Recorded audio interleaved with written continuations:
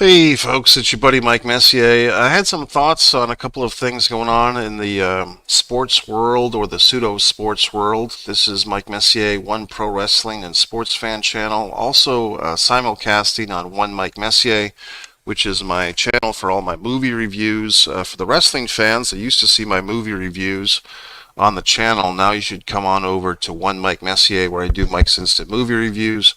The Dune 2 saga has been interesting there.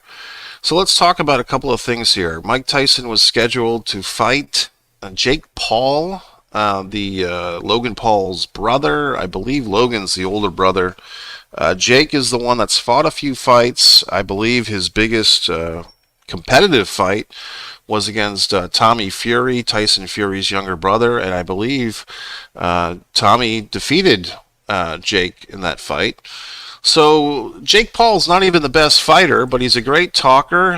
Him and his brother are big pop culture shit stirrers. They're able to get people worked up into a frenzy. I watched the highlights from the press conference, and Jake is obviously taking on the heel persona, mentioning Buster Douglas, who defeated Mike Tyson back in 1990. I believe probably before Jake Paul was alive, I'm guessing. Probably before a lot of you fine folks were alive, and that's fine. Mike Tyson, I believe he's 57 years old, and he had an ulcer flare-up, which is no joking matter, and the fight was postponed from July until November, and I believe it's Dallas, Texas. A good friend of mine lives out there, my buddy Jamie Reborn lives in Dallas, Arlington area, Texas. So Dallas is always a big fight place. It's a big place for the Dallas Cowboys and other sports. They even support pro hockey in Dallas. But the fight postponed. I really wasn't looking forward to this. I had friends of mine, casual boxing fans, sending me memes, sending me videos, thinking that somehow I would be excited about this. I think sometimes people underestimate me, or they just kind of think that I like, the mainstream ice cream when I don't. I would prefer peppermint stick over vanilla, in other words. So you're not going to entertain me with a Jake Paul Mike Tyson fight. I would probably watch as a favor to you fine folks. I would watch it just to shit on it, but I'm not going to get excited about it. First of all, because I respect actual boxing. And in the world of actual boxing, Mike Tyson was not the best of all time. He was not the best of his era. In fact, he lost to Buster Douglas in one of the greatest fights, the greatest upset in sports, boxing, whatever you want to call, whatever you want to say. Buster Douglas, 42-1 underdog, knocked Mike Tyson silly. And then, Mike was never the same. He did have a couple of really good fights with a gentleman named Razor Ruddock. Razor Ruddock was a good fighter, but Tyson did defeat Razor once by an early stoppage. I think in the 7th round, the referee stopped it a little early. It might have been Richard Steele, the referee. And then they had a decision fight, maybe 6 months later. So Tyson had his day, but his day is come and gone. I mean, even, after his prison career, after his prison tenure, I should say, he came out, he beat a couple of tomato cans, and then eventually he went up against Evander Holyfield. Holyfield kind of felt like he was robbed of the opportunity to be the first guy to beat Tyson back in 1990. Holyfield was coming off of a loss. People don't remember this, but when Holyfield beat Tyson the first time in the summer of 96, the fight before that, Evander Holyfield lost a stoppage to Riddick Bowe. And so that was the third and final fight of the Bowe-Holyfield trilogy. And I'm telling you, folks, at the time when Holyfield lost to Bowe, people thought Evander was done. They thought that, he's getting stopped in 8 rounds. He was not as good as Riddick Bowe, and so they figured he was done. But then he goes out and he knocks out Mike Tyson. And I believe that Holyfield knocked out Tyson in the 10th. It was either the 10th or the 8th, but in any regard, Holyfield beat Tyson. A year later, they have a rematch, and that's the famous ear bite match. And then Tyson was banned from boxing for a year, and this is during that course of the year, March of '98. when Mike Tyson was the special referee for the Steve Austin-Shawn Michaels match at WrestleMania 14, and that's Mick Foley and Mike Tyson in the background there shaking hands at WrestleMania 14, I believe, was when that photo was taken. My point is, these guys, they have more in common than you would think. Mike Tyson and Mick Foley. Let me just keep on going with this Tyson fight. I'm not looking forward to it. I think this is just another money grab. This is just another novelty boxing match. I have so much respect for real boxers. My buddy Vinny Pazienza, the Tasmanian Devil from Rhode Island.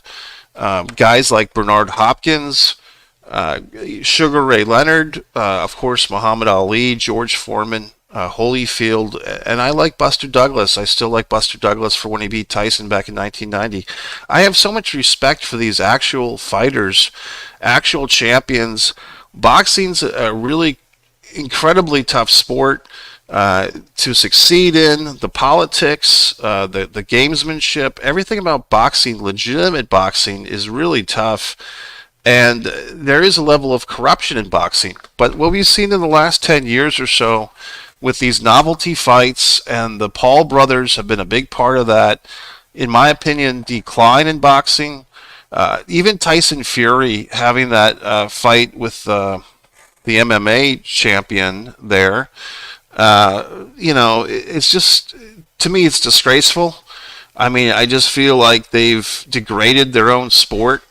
I think fights, Tyson Fury and Deontay Wilder, their first and third fight in the last 5 or 10 years were great.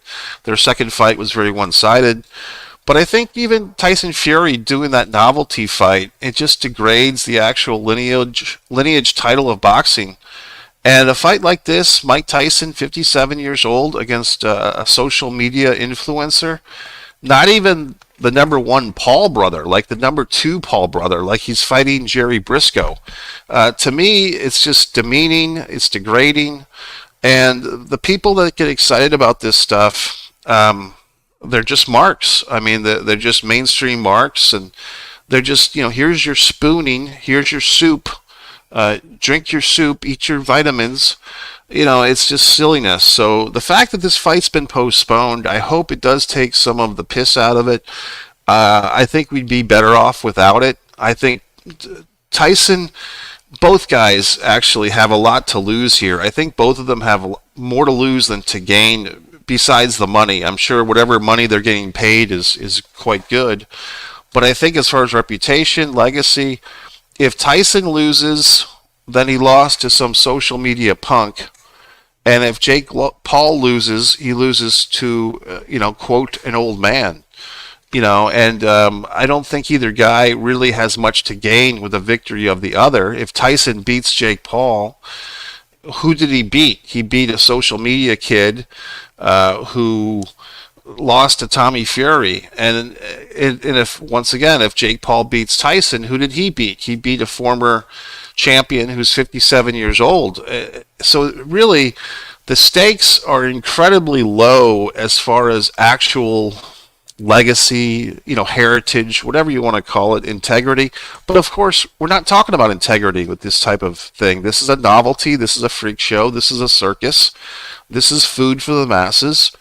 And the Tyson Jake Paul fight does not interest me. Would I watch it? I don't even have Netflix right now, to tell you the truth, but I probably would watch it at the time this fight ever does happen. If it does happen, I think WWE Monday Night Raw will be on Netflix, and there's a lot of good shows on Netflix that I haven't watched. I catch up on Netflix occasionally, so I know they have good programming, but I just don't think it's a good fight. I don't think it's good for boxing, and let's kind of lead into Mick Foley here. Mick Foley, as you see in the photograph of Mike Tyson, this is a photograph from 1998. It was either at WrestleMania 14 in Boston, or the photograph was from the next night, because you see the steel cage, it looks like, in the background. And I know that Mick Foley and Terry Funk wrestled the New Age Outlaws in a steel cage tag team match the next night on Raw. So wherever that photo was taken, this was definitely in 1998. And Mick Foley, I think this one's a tougher topic for me. I have been in the company of Mick Foley, I believe, 3 times in my life. I've seen him perform his stand-up comedy slash spoken word show twice. He did it once with Colt Cabana was actually the opening act, and Colt Cabana was actually funnier than Mick Foley. But Mick Foley is a very nice guy. You know, if you've ever had the opportunity to meet him, he's one of these wrestlers that always seems to be available at a charity event or an autograph signing, or he does his stand-up stuff. Mick Foley is a wrestler that loves wrestling. He loves being himself, and I think to somewhat of his own demise, to be honest with you, because I think Mick Foley, I just watched a couple of videos in preparation for doing my video here, and Mick Foley's talking about his retirement match and the concussions, and he says that he has a dog named Randall after Randy Orton. So he's actually named his pet Randall after Randy Orton. Now, if that's not living inside the bubble of professional wrestling, I don't know what is. I do respect Mick Foley. I do have a fondness for him. But I'm starting to really feel bad and pity for him, which I never wanted to feel. I'm sure he doesn't want my pity or your pity. But we've seen in the last couple of years, it was really evident. WrestleMania, I believe, 39, when I think it was Mick Foley was inducting Stacy Keibler. And Mick Foley came out to introduce her. And Mick was just so big, and not in a good way. I mean, Mick looked like he was about 420 pounds. He's a tall guy. He's 6'4". After all the throws off the Hell in the Cell and all the jumps on the concrete, Mick Foley might have lost an inch or two. But he is a big man. But at 420 pounds, that's 100 pounds too much. I mean, that's 100 pounds, and he'd still be overweight at 320. And look, I'm I'm a big guy too, and I know what it's like to have that struggle with weight. But I've never been up to that mark, to the 400-pound mark. So I mean, seeing Mick Foley with that suit at WrestleMania 39, it was really tough to watch that. And then we started hearing Mick Foley do the show with Conrad Thompson, the podcast, and Mick was just talking about how he wasn't feeling well, and he was just he was just eating a lot of food. Mick was just eating a lot of God damn it. Mick Foley was just eating a lot of food, not exercising. I watched these videos today. Mick Foley was going to do a comeback match. He was going to motivate himself to get out of his funk. He was going to have a big death match. He wanted to either wrestle, I believe it was John Moxley or Matt Cardona. He had in mind as a potential opponent. I think those were just the two that he had on his short list. And he wanted to have like a kind of a Ric Flair retirement, like Ric Flair's last match. I think Conrad Thompson was even going to be the promoter of this thing.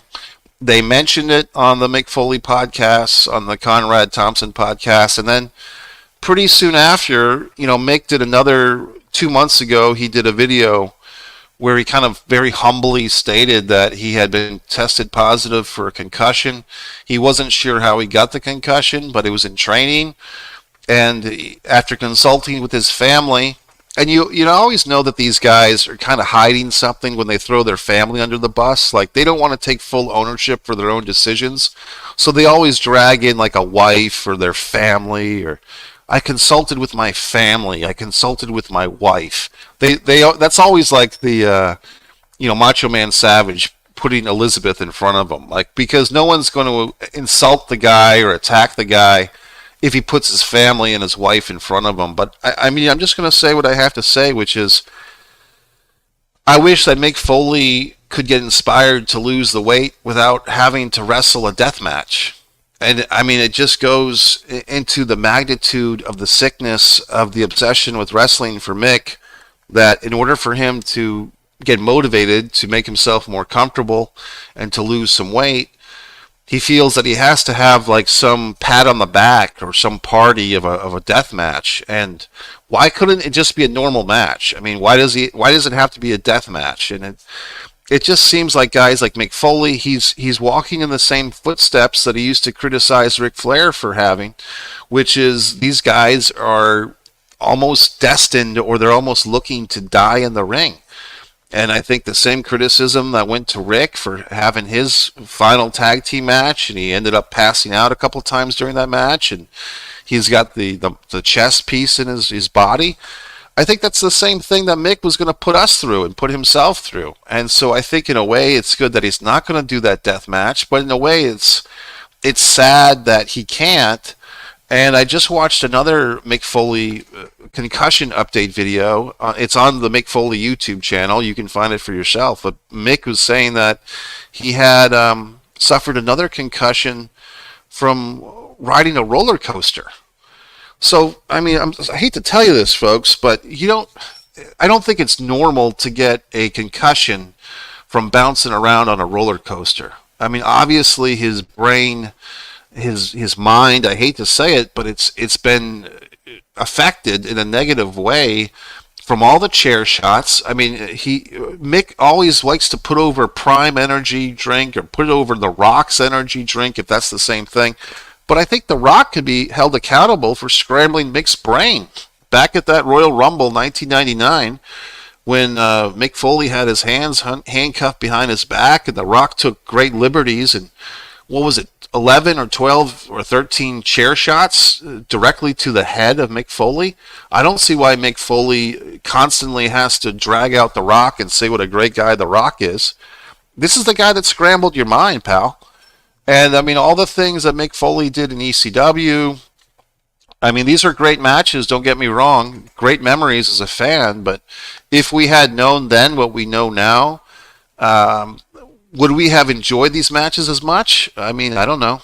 I mean, but if you look at, like, Kevin Sullivan and Mick Foley versus the Nasty Boys, going back to 1994 WCW, and Mick Foley and Max Payne versus the Nasty Boys, or all the times that Mick Foley would take a back body drop or a flying elbow drop onto the concrete.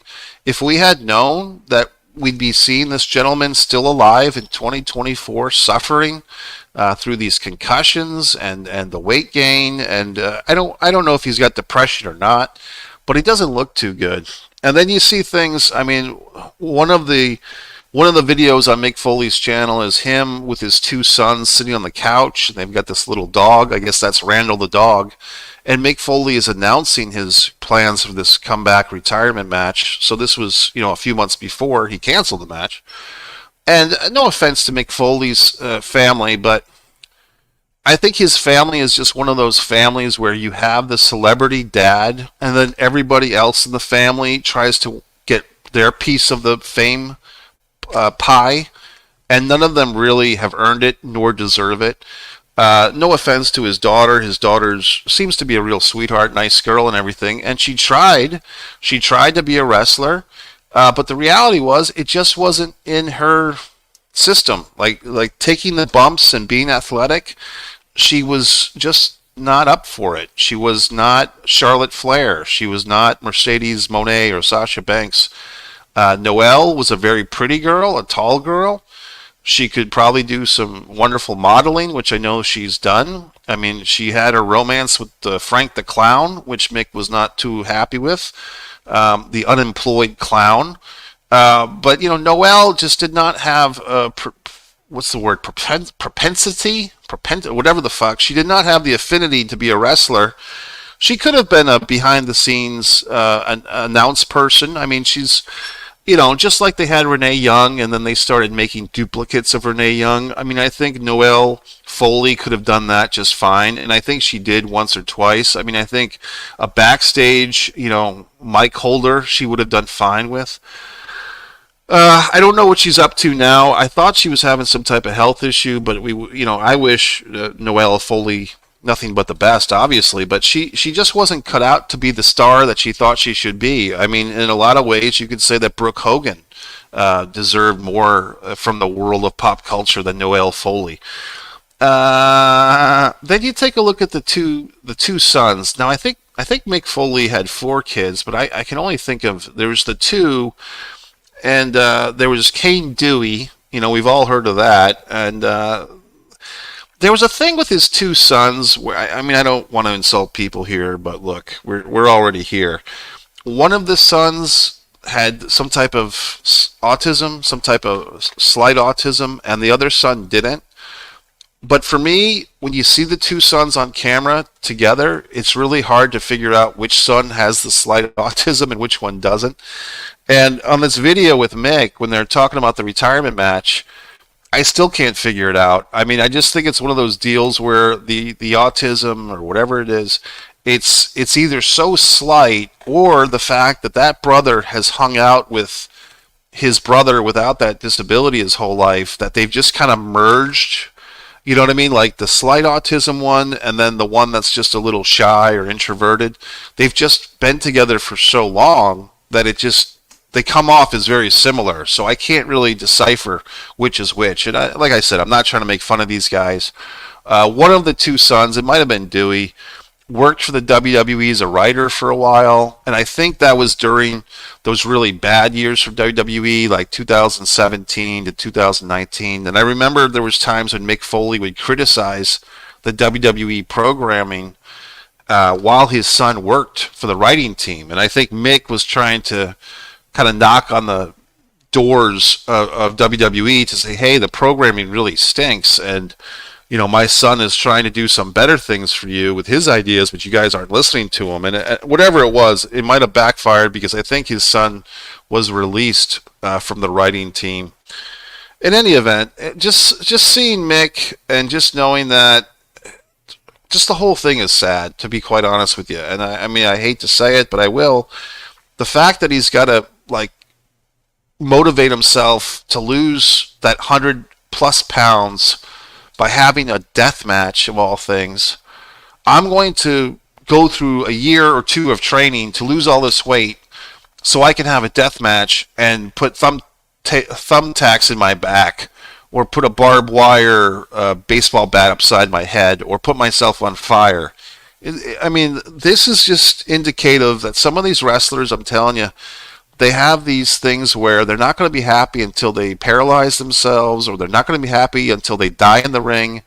And they feel that accepting physical abuse, you know, whether it's Mick Foley or Ric Flair or any number of these guys, like they somehow get off, or they feel good about hurting themselves. Like they prove how tough they are, or they prove how much they love wrestling, or how much they love me and you, the wrestling fans, by sacrificing their bodies.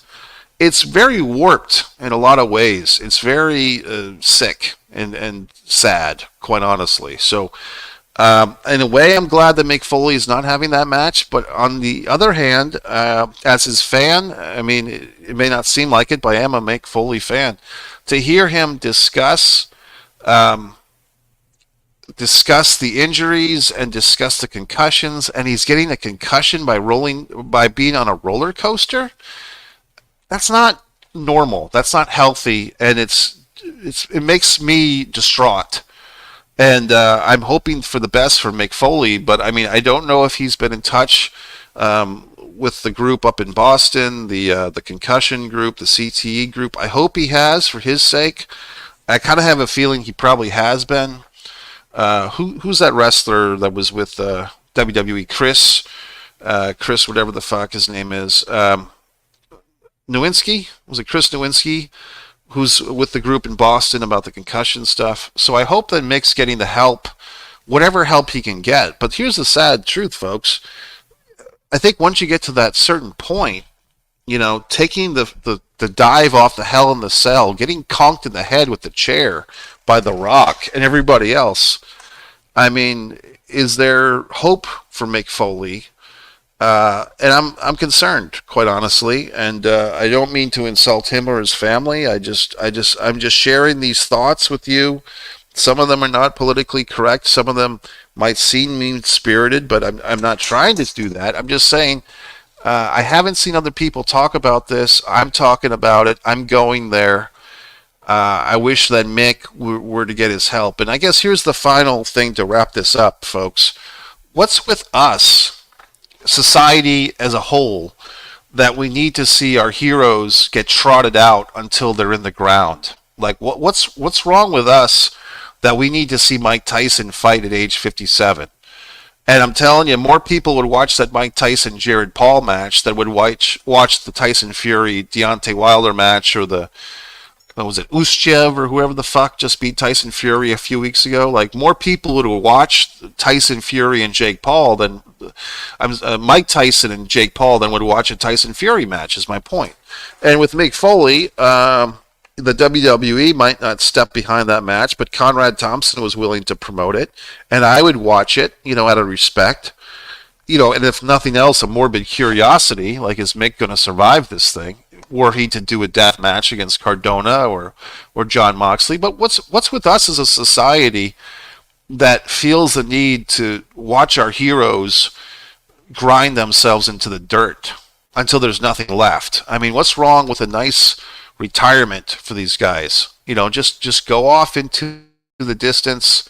I mean, have you ever heard of the Viking funeral, where they send you off on the raft and then they shoot you? Like with they send a bow and arrow with the fire to blow up the raft. I mean, I think we need to start analyzing ourselves, that we have to trot out our heroes until their mortality is evident. And I think, Undertaker dragged us through that, or we dragged him through that, for several years, until finally, with the pandemic, the Undertaker had hopefully his last match, the last ride with AJ Styles. I'm trying to think of other sports stars. I mean, this is nothing new to this generation. Larry Holmes, he lost to Spinks. He seemed like he retired, and then he came back for what was basically thought to be a payoff to fight Mike Tyson. This is Larry Holmes I'm talking about. So then Holmes loses to Tyson, he gets knocked out, and then he makes another comeback, and he fights some more, and eventually he got a shot. You may not remember, but Larry Holmes got a shot against Evander Holyfield, and actually did fairly decent in that fight. George Foreman could be the exception to the rule. He had a big comeback, and of course he eventually got a world title victory over Michael Moore. But I don't know, folks. It's to me that we as a society have to start, allowing these people, or encouraging them, to just go away. How can we miss you if you don't go away, as our buddy Jim Cornette says. So that's it, folks. I don't know. If you had any comments, you could have commented. Nobody commented. Sometimes people comment on Facebook. They comment on Twitter. They don't actually comment on the YouTube channel. And on this occasion, I'm on One Mike Messier, which is my Mike's Instant Movie Reviews. Tonight, I'm scheduled to go see this Patriotism U.S. flag movie of sorts, this one-night event. There's also the Stanley Cup playoffs going on. The Boston Celtics are very close to winning a championship. But if you want to see what's going on with me, if you're on One Mike Messier, this is my Mike's Movie Reviews and Life Rants, and where I mostly do movie reviews and life rants. And One Pro Wrestling and Sports Fan is for the pro wrestling and sports. And you might be wondering, well, gee whiz, Mike, what do you do with yourself besides criticizing our heroes? Well, you can go to One Man in the Camera Films and see my films, my short films, my feature-length film, Blood Sugar Sedace. You can see my artwork on One Artist Mike Messier, and, whatever. So, MikeMessier.com is the hub for all things me. And like I said, I mean no disrespect, especially to Mick Foley. I'm a much bigger Mick Foley fan than a Mike Tyson fan. I just don't wish... I wish these guys didn't have to go to this extreme to gain our approval. That's it. Mike Messier.